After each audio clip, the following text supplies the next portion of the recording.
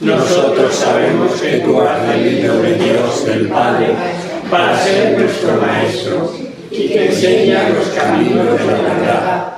Las palabras que oímos de ti son espíritu y son vida. Pero ¿quién es digno de abrir el libro rompiendo el sello? Tú solo, tú que diste tu vida por nosotros y nos compraste para Dios con tu sangre. Danos a conocer los misterios del reino de Dios y las inagotables riquezas del corazón. Descúbrenos los tesoros de la sabiduría y de la ciencia de Dios en Cristo ocultan.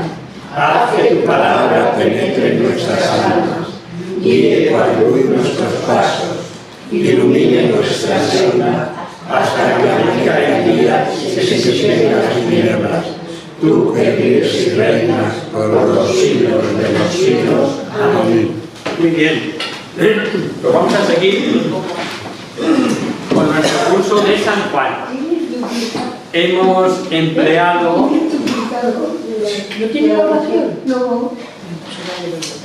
Que no se quede nadie sin oración, no te preocupes. Bien. Ahora te la doy. Nada, siéntate tranquila que ella te la trae. Vale, muy bien. Vamos a continuar con nuestro curso del Evangelio de San Juan y hoy por fin nos metemos en materia.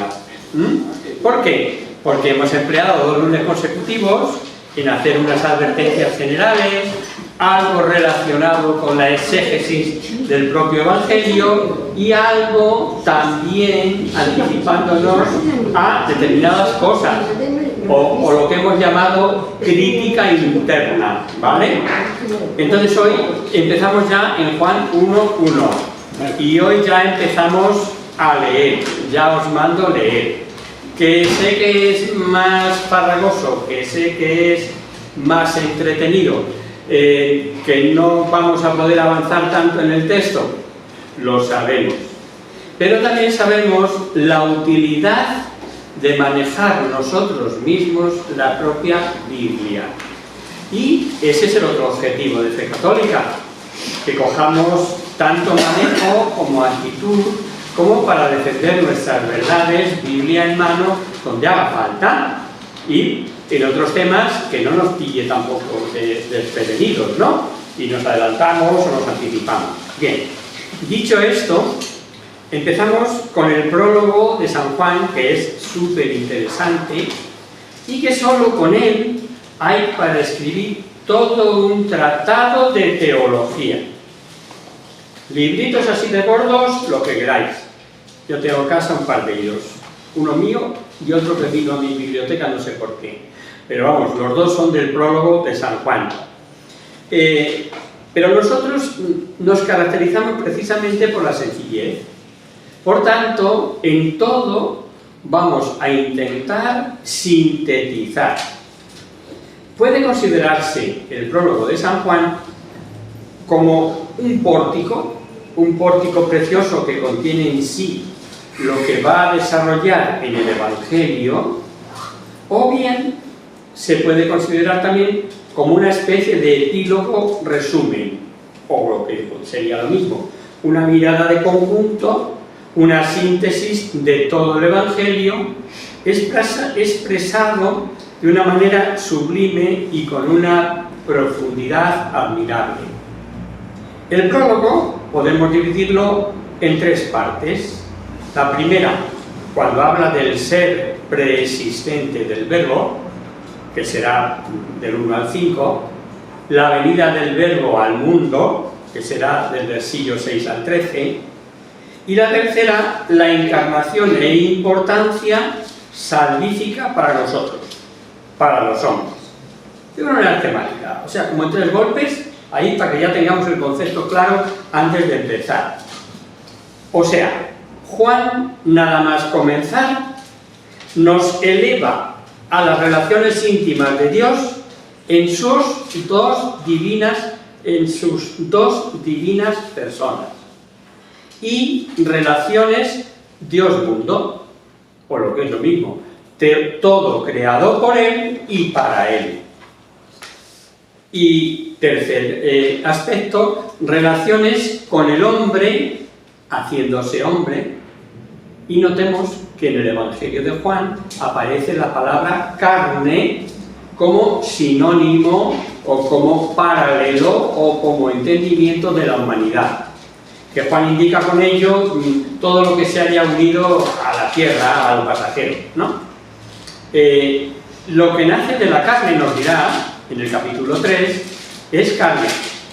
Lo que nace del espíritu es espíritu. Y en el versículo 6, en el capítulo 6, perdón, dirá: el espíritu es el que da la vida, la carne de nada sirve. Ahora con estas dos citas lo tenemos mejor, ¿verdad? Así, el Cristo de la carne ha venido a buscar al hombre pegado a la tierra para elevarlo al mundo celeste y elevar y participar de la naturaleza divina al que coma su carne. Ahora leemos todo seguido, del 1, capítulo 1, del 1 al 5. Al principio era el Verbo, y el Verbo estaba en Dios, y el Verbo era Dios. Él estaba al principio en Dios. Todas las cosas fueron hechas por Él, y sin Él no se hizo nada de cuanto ha sido hecho. En Él estaba la vida, y la vida era la luz de los hombres. La luz luce en las tinieblas, pero las tinieblas no la cogieron. Hasta ahí. La tiniebla no le recibió. Con ese estilo que tiene Juan de círculos concéntricos, similar, para que nos acordemos, a arrojar una piedra en un lago en calma. A lo mejor lo habéis hecho alguna vez, o jugando, tirar la piedra y donde cae la piedra y donde da el saltito, un círculo más grande, hasta que se nos sale por la orilla del otro lado del círculo. Este es el modo de escribir de San Juan. Con este estilo de círculos concéntricos y que se van agrandando, dice: en principio existía el Verbo estaba junto a Dios y el Verbo era Dios. Si al principio existía, es que no tiene principio, porque a cualquier principio creado ya existía de antes, y si hubiese sido creado no podría existir ya antes. Primer círculo. Si solo sin principio es Dios y el Verbo no tuvo principio, es que estaba en Dios. Segunda ola, segundo círculo. Y si no tiene principio porque estaba en Dios, es que el Verbo es Dios. Tercer círculo. Pero dentro de esta revelación salta con claridad que Dios y el Verbo de Dios son un solo Dios, en el que aparece en él una diversidad para poder entender y llamarla los hombres de alguna manera, lo llamamos personas. Dos personas distintas en un solo Dios verdadero. Hasta ahora solo conocemos el Padre y el Hijo. Los expertos, los doctos, los que señalan que el original griego no admite dudas, os diría cómo se dice en griego, pero sería como leer unas palabras en griego que ni yo sé griego y imagino que muchos de vosotros tampoco, ¿no? Sería kai theos et o logos, o lo mismo. Juan, con revelar que el Verbo estaba junto a Dios, está revelando su distinción con el Padre. No que sea otro distinto del único Dios, ahí está el misterio, sino el mismo ser, pero persona distinta. En su primera carta, ahora ya me vais a buscar esta cita, primera de Juan 1, 2, capítulo 1, versículo 2, dice que la vida se manifestó y ya nos decía que estaba con el Padre.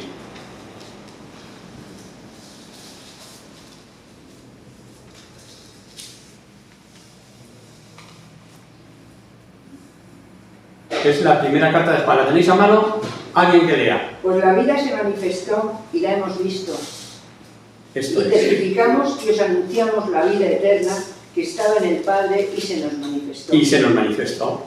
Y aun hecho hombre, como sigue siendo Dios, podrá decir él mismo, capítulo 7, versículo 29, para los que tomáis nota, lo leo yo para ganar tiempo: yo le conozco porque vengo de él y él me ha enviado. 7:29, ¿eh?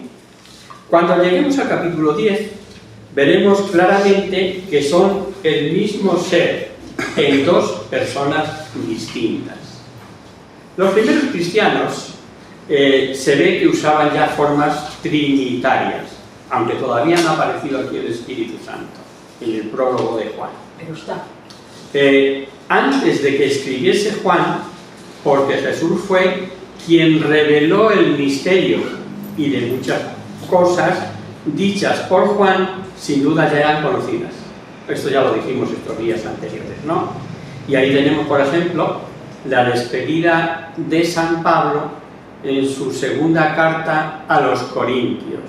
En 2 Corintios 3:13 dice, leo, para que ganemos tiempo, que la gracia del Señor Jesucristo, el amor de Dios y la comunión con el Espíritu Santo estén con todos vosotros.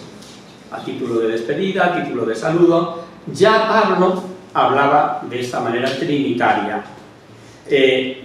Escribió antes que Juan. Las cartas...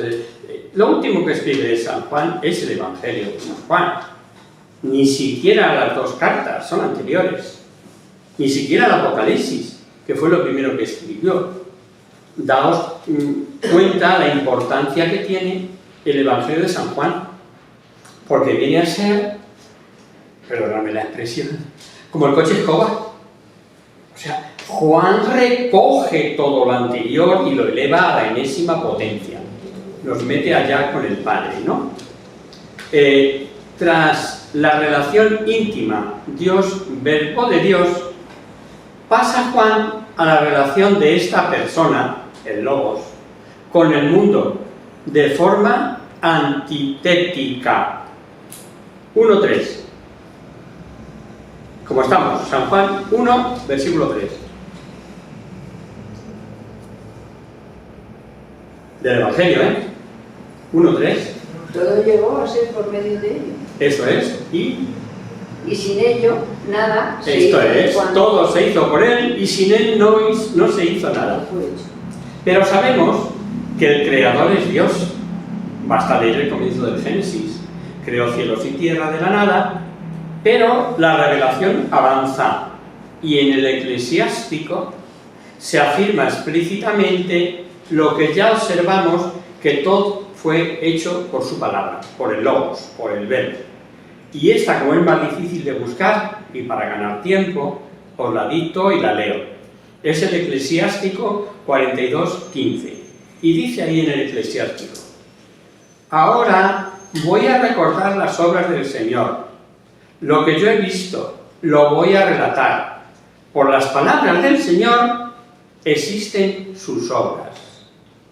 Y un poquito más adelante nos dice que hasta siguen el orden, también del Eclesiástico en el 42, pero del 25 al 26. Hay allí cosas extrañas y maravillosas, animales de todas clases y monstruos marinos. Gracias a él, su mensajero llega a buen puerto. Y ojo a esto, y por su palabra se ordenan todas las cosas. Nos está poniendo ya el Logos, la palabra, como el creador. Y como el Verbo es Dios, la causalidad que tiene es tan profunda, es decir, se produce por esta causa como ha de ser, que corresponde a Dios, único ser en la obra creadora. Todo esto lo deducimos lo que escribe Juan. Pero también hay una cita que se corresponde en la Escritura, que es el libro de la sabiduría. Por cierto, también precioso, el libro de la sabiduría. Cuando un silencio apacible envolvía todas las cosas y la noche había llegado a la mitad de su rápida carrera, tu palabra omnipotente se lanzó desde el cielo, desde el trono real. Sabiduría, para los que tomáis nota, 18, 14, 15. Solo para entendernos, atribuimos al Padre la creación, al Hijo la redención y al Espíritu Santo la santificación. Pero sabemos que es el único Dios, el único, el que crea, el que redime y el que santifica. Un pasito más. Las cosas hechas por el Verbo, dice Juan, que tienen vida en Él. Releo el versículo 4. En Él estaba la vida y la vida era la luz de la humanidad. Recordad, si Dios se durmiera, y ahora un versículo que anima a pensar en profundidad. Esta luz brilla en las tinieblas y las tinieblas no la reciben. Eso dice el 1.5, ¿a que sí? No sé si lo habíamos leído o no. Sí. Lo habíamos leído bien. Esa luz brilla en las tinieblas y las tinieblas no le recibieron. Otras traducciones dirán no la vencieron, o no la acogieron, o no la abrazaron, o no la comprendieron. Es lo más difícil de interpretar.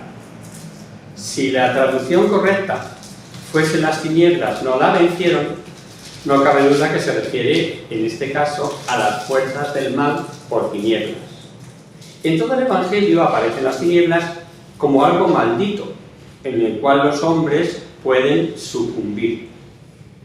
Lo vemos en el juicio final, el mismo Pablo, escribiendo a los de Colosas, leo, estas que no son de Juan continuadas, la voy a leer la mayoría para ganar tiempo, pero sí digo cuál es para que la tengáis en cuenta. Colosenses 1.13. Ahí dice, Dios nos ha librado del poder de las tinieblas y nos ha llevado al reino de su Hijo. En los manuscritos de Qumran se repite tinieblas como el mundo satánico opuesto a la luz, enemigos de los hombres. La doctrina es clara. La luz del Verbo luce y no puede ser vencida por las fuerzas del mal. Y vencidas, esto lo veíamos el año pasado, la felicidad para siempre. Esa era la gozada de Apocalipsis, ¿a que os acordáis? Decía Apocalipsis, no habrá noche en la ciudad. Los que en ella vivan no necesitarán luz de lámpara, ni luz del sol, porque Dios, el Señor, les dará su luz y reinarán por los siglos de los siglos. Esto lo decíamos el año pasado, acabando el curso. En el capítulo 22, versículo 5, decíamos esto del libro del Apocalipsis. Una vez más, nos ha elevado Juan a la preexistencia del Verbo. Todo creado por Él y todo creado para Él. Distinta persona, pero eterna como el Padre, nos inicia en esta historia apasionante de Dios en la tierra. Y ahí aparece Juan Bautista en el prólogo. Tenemos un nuevo personaje. Y es significativo que se nos presente a Juan Bautista con esta solemnidad, con que el Antiguo Testamento nos presentaba a los personajes importantes. Claro que San Juan es judío, de pura cepa, y se sabe las escrituras, o por lo menos muchas escrituras. Y cuando lee el libro de los jueces y nos presentan, por ejemplo, a Sansón, se lee, había un hombre de Sorá, del clan de los danitas, que se llamaba Menohar. Su mujer era estéril y no tenía hijos. El ángel del Señor se apareció a la mujer y le dijo, tú eres estéril y no has tenido hijos, pero vas a concebir y dar a luz un hijo. Como me gusta decir todas las citas, por si tomáis nota, Jueces 13:2. Y os digo otra del Antiguo Testamento, antes de volver a Juan. Primera de Samuel 1:1, pero leo yo, es la presentación de Samuel. En el libro primero de Samuel pasa lo mismo. Cuando nos presenta a Samuel, da su origen. En un lugar de los montes de Efraín, llamado Ramá, vivía un hombre de la familia de Suf, cuyo nombre, etcétera, ¿no? Con esta solemnidad presenta el Antiguo Testamento todos los personajes relevantes. Lo que no cabe duda es Primera de Samuel 1:1.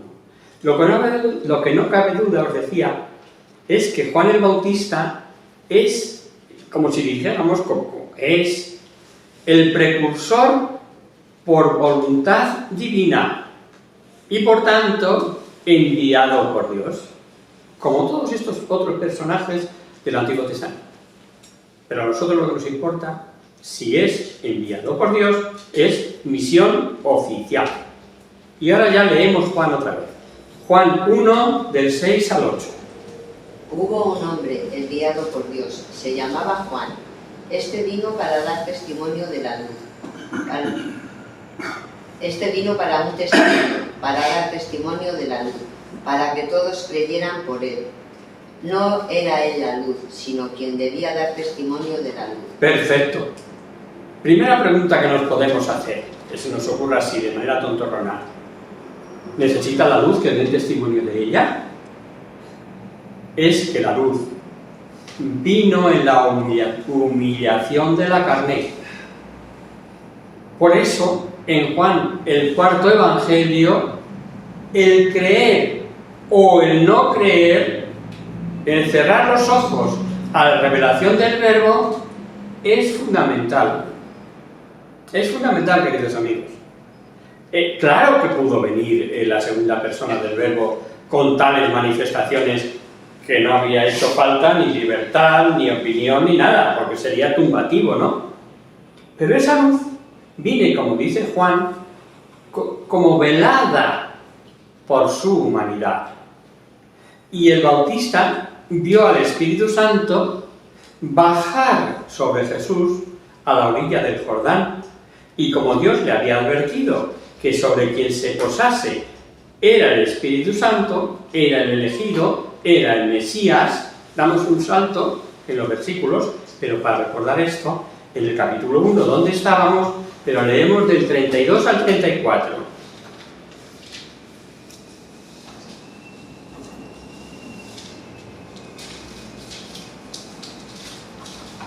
Y Juan dio testimonio diciendo: yo he visto al Espíritu descender del cielo como paloma y posarse sobre él. Yo no le conocía, pero el que me envió a bautizar en agua me dijo: sobre quien vieres descender el Espíritu y posarse sobre él, ese es el que bautiza en el Espíritu Santo. Y yo vi y doy testimonio de que este es el Hijo de Dios. Correcto. Y gracias a su testimonio, los primeros discípulos se unieron a Jesús. Es claro y comprensible que al valerse Dios de hombres, nadie mejor que Juan y su misión de precursor para anunciar a los suyos que Jesús era el esperado, era el elegido de Dios, como hemos leído. En el prólogo estamos viendo que los versículos 12 y 13 forman como una especie de bisagra. Leemos el 12-13 del capítulo 1. Pero a todos los que le recibieron, a aquellos que creen en su nombre, les dio potestad de llegar a ser hijos de Dios, los cuales no de sangre, ni de voluntad humana, ni de voluntad de varón, sino de Dios nacieron. De Dios nacieron. Sería bonito, si tuviéramos tiempo, haceros un paralelismo del 1 al 18, viendo cómo dice lo mismo dos veces, del 1 al 12 y del 13 al 18. Deberes para casa. Si alguno queréis hacer esa pequeña prueba, ¿no? A ver si el 1 y el 2 se parece a lo que dice en el 18. O el 4 y el 5 con lo que dice en el 16. Forma de parábola aritmética. Da igual, es una prueba que podemos hacerla, pero por simple curiosidad, no porque no nos haya quedado claro. Importan estos versículos que digo yo que hacen como de bisagra en esta revelación, ¿no? Que toda gracia viene del Verbo encarnado.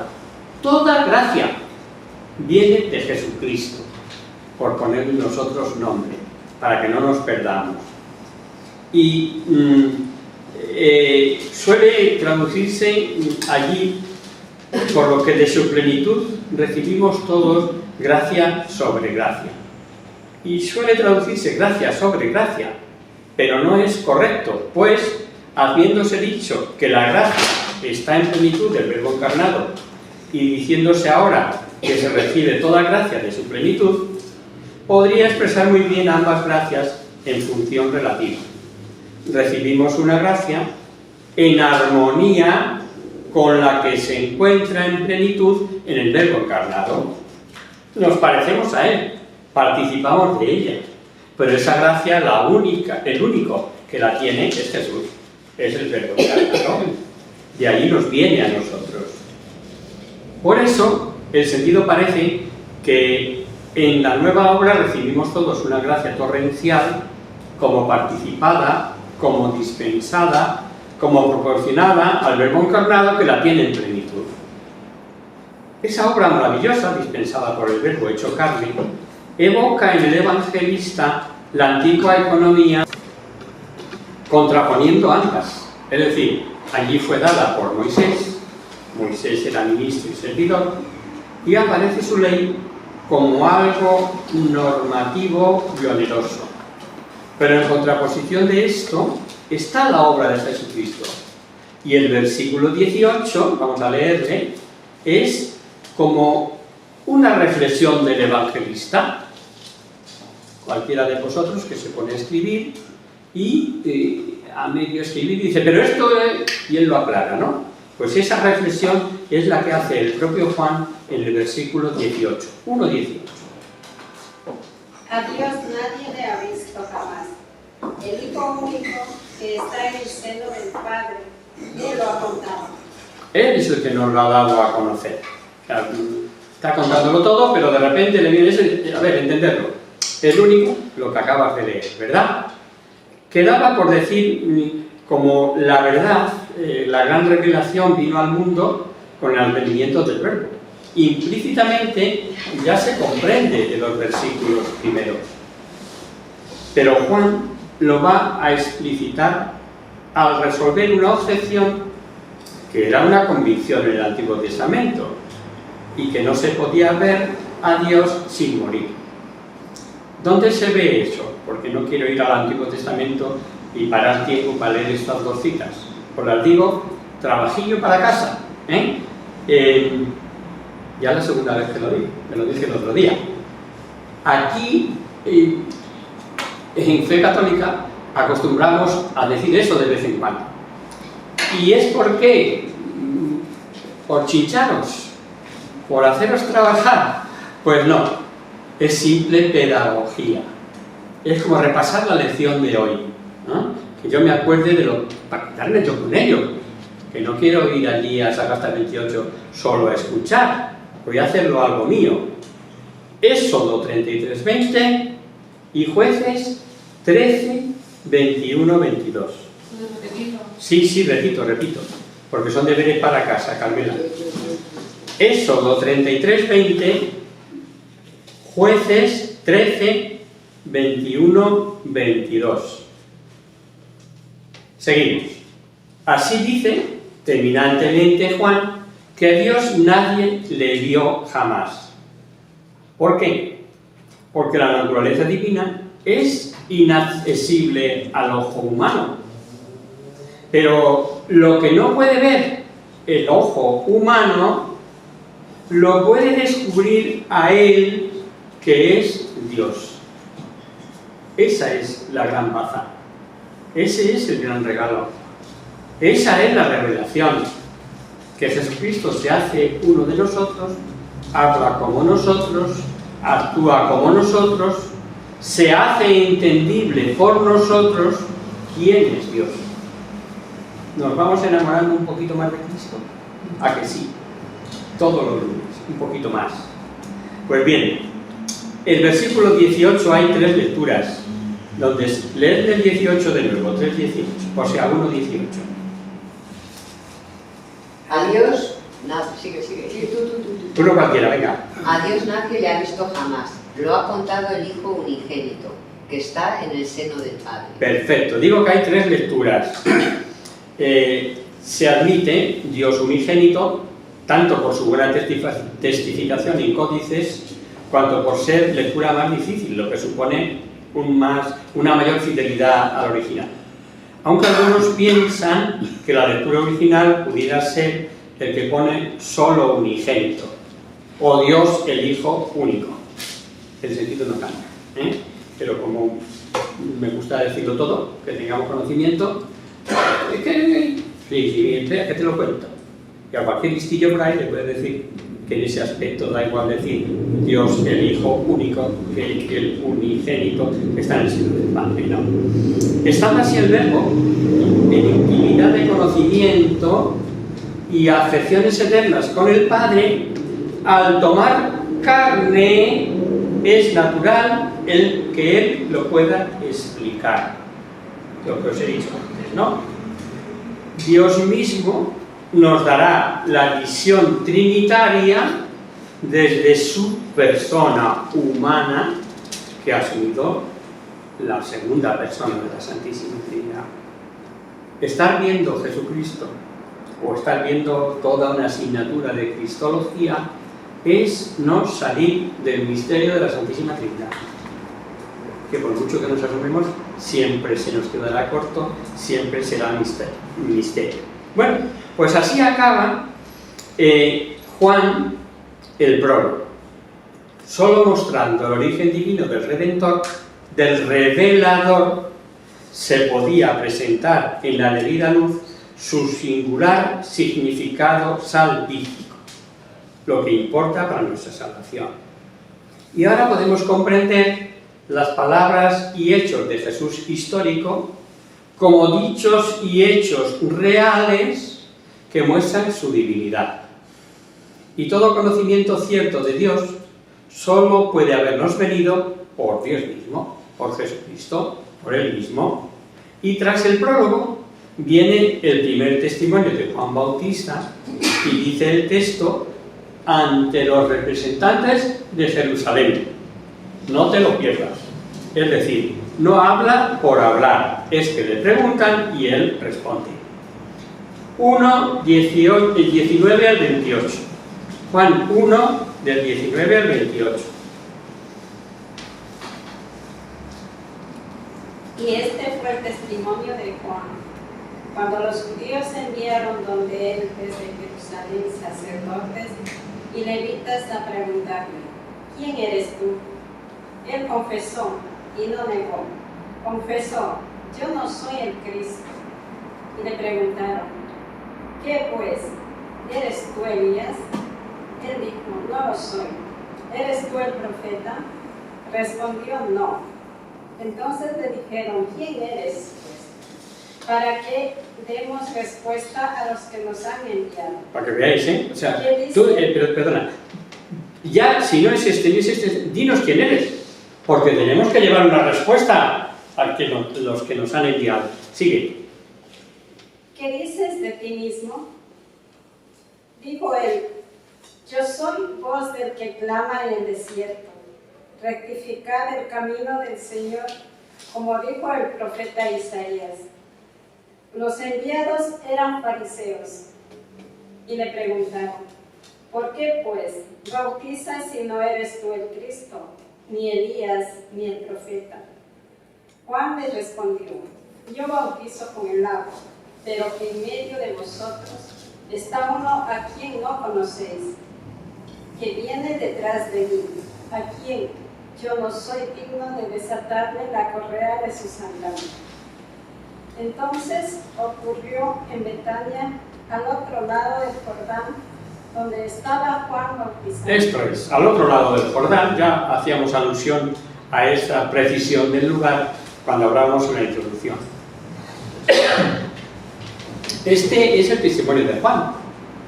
Estas palabras introductorias podían ser una alusión literaria a la misión del Bautista, que dijo en el prólogo que era la de dar testimonio de Cristo. Lo habíamos leído en el versículo 6, aunque nada dijo de la forma histórica en que el Bautista cumplió ese testimonio.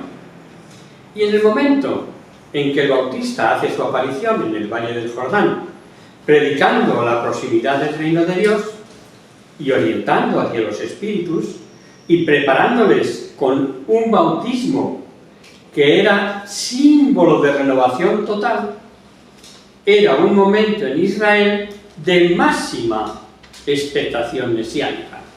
Estaban: ¿quién será?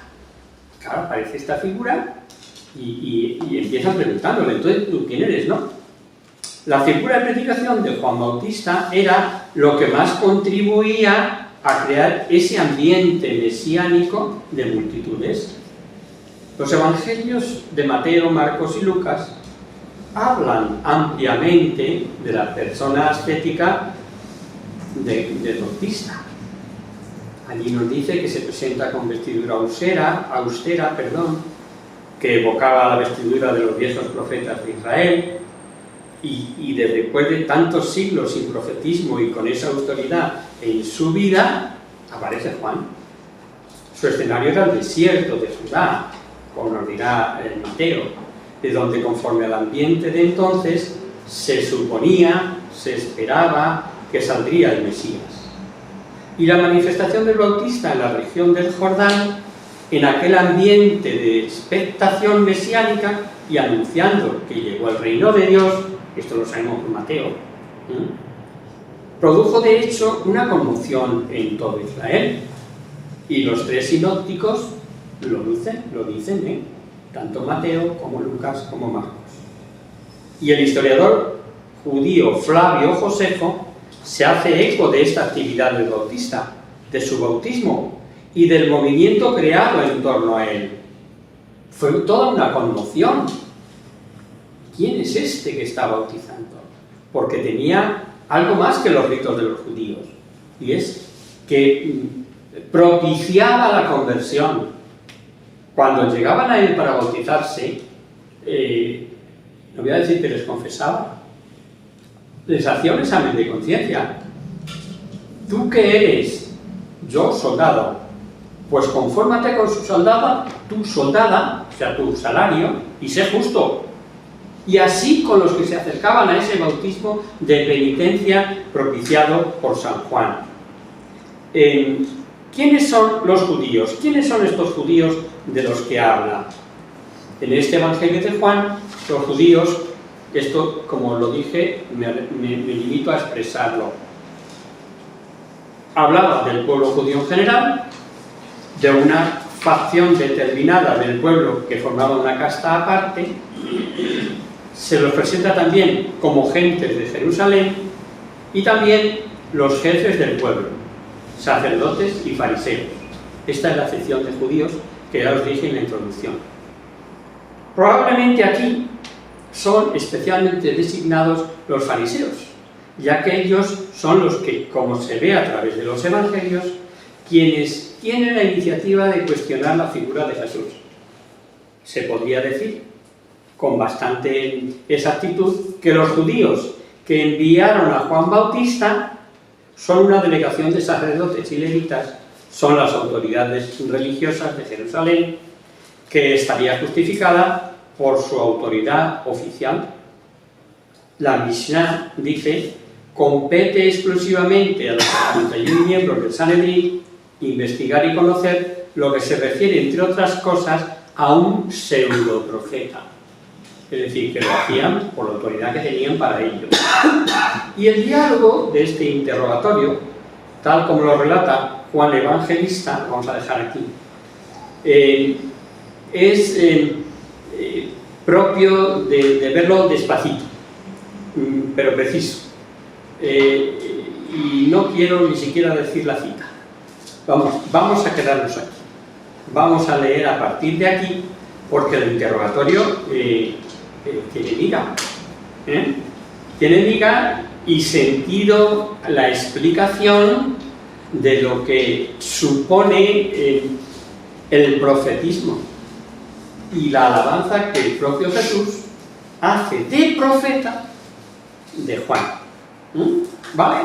Os dejo ahí con la incógnita, con la expectativa, porque el lunes que viene vamos a tener una charla de esas que de vez en cuando, esta no entra dentro de las que hemos programado como propias de un tiempo fuerte, sino de algo que hemos visto que es muy interesante y que conviene que todos sepamos, porque tenemos el pasaje muy cercano. Hace un par de domingos hablábamos del administrador infiel. Bueno, pues de eso os va a hablar Luis el lunes que viene. ¿Ok? Pues venga, rezamos a la Virgen y nos vamos. En el nombre del Padre, del Hijo y del Espíritu Santo. Amén. Virgen, bella como la luna, de mi cielo del cielo, que cuyo rostro se miran los santos y se contemplan los ángeles. Haz que nosotros, tus hijos, nos parezcamos así, y que nuestras almas reciban un rayo de esa belleza tuya, que no decae con los años, sino que brilla desde la vida. María, sol del cielo, despierta la vida donde hay muerte. ilumina los espíritus que caen en tinieblas, Reflejándote en el rostro de tus hijos, concédenos el espíritu de luz y tu fervor. María, poderosa como un ejército, concede a nuestras vidas la victoria. Somos tan débiles y nuestro enemigo se ensoñece con tantos estragos, mas como tu bandera nos sentimos seguros de vencer. Él que conoce el poder de tu bien y teme la majestad de tu mirada. Sálvanos, María, bella como la luna, única como el sol, temible como un ejército ordenado, levantado en pie de guerra, no por el odio, sino por la llama del amor.